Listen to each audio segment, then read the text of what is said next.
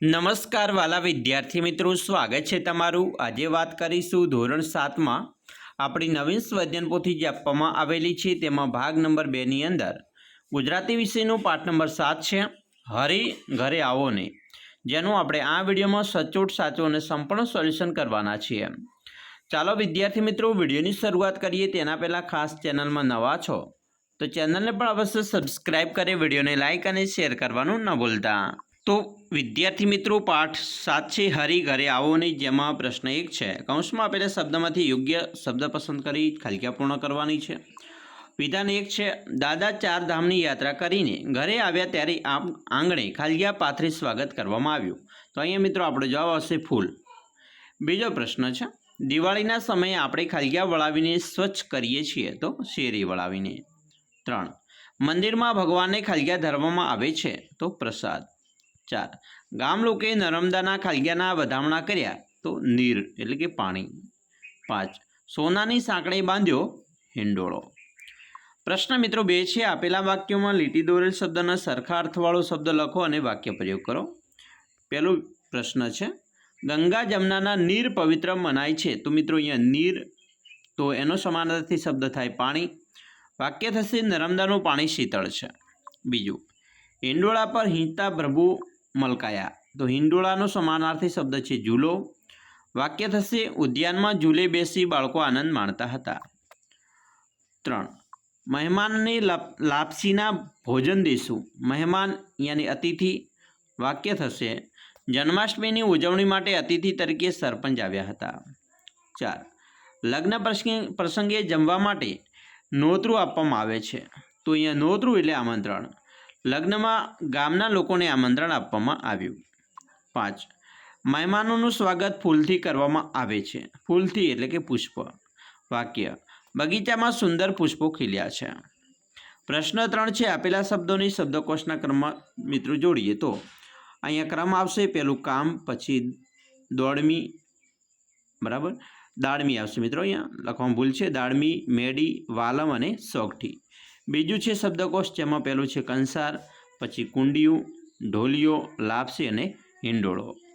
પ્રશ્ન 4 શબ્દ સમૂહ માટે એક શબ્દ આપવાનો છે, જેમાં પહેલું વિધાન છે મહેમાનને ઉતારવાનો મુકામ એટલે એને ઉતારા કહેવાય। 2 સોગઠાબાજીની રમત, તો એને સોગઠી કહેવાય। 3 ઘરનો નાનો માળ, તો એને મેળી કહેવાય। 4 કણેરની કુમળી ડાળીની ચીપ, તો એને કણેરી કાંબ કહેવાય। 5 ઊંઘવા માટે 4 પાયાવાળું સાધન, તો એને ઢોલિયો કહેવાય। 5મો પ્રશ્ન મિત્રો છે આપેલી કહેવતો સામે વિરોધી અર્થ ધરાવતી કહેવતો લખવાની છે। અહીંયા પહેલું છે કહેવત 1 ઉતાવળા સો બાવરા એટલે કે ધીરા સો ગંભીર। 2 આશા અમર છે, પારકી આશા સદા નિરાશ। 3 બોલે તેના બોર વેચાય, ન બોલવામાં 9 ગુણ। 4 અવસરે આંબા પાકે, ઉતાવળે આંબા ન પાકે। 5 ધર્મના કામમાં ઢીલ નહીં, આગ લાગે ત્યારે કૂવો ખોદવો। એના પછી પ્રશ્ન 6 આપેલા વાક્યોમાં ઘટનાક્રમ આપેલ છે તે બોક્સમાં લખો। મિત્રો પહેલો ઘટનાક્રમ છે વાલમના આગમન પહેલાં શેરી વળાવી સજ્જ કરીશું। બીજું છે વાલમને ઉતારા ઓરડા આપીશું। ત્રીજું વાલમને દાડમનું દાંતણ આપીશું। 4 વાલમને જમના નદીના નીરથી નાવણ કરાવીશું।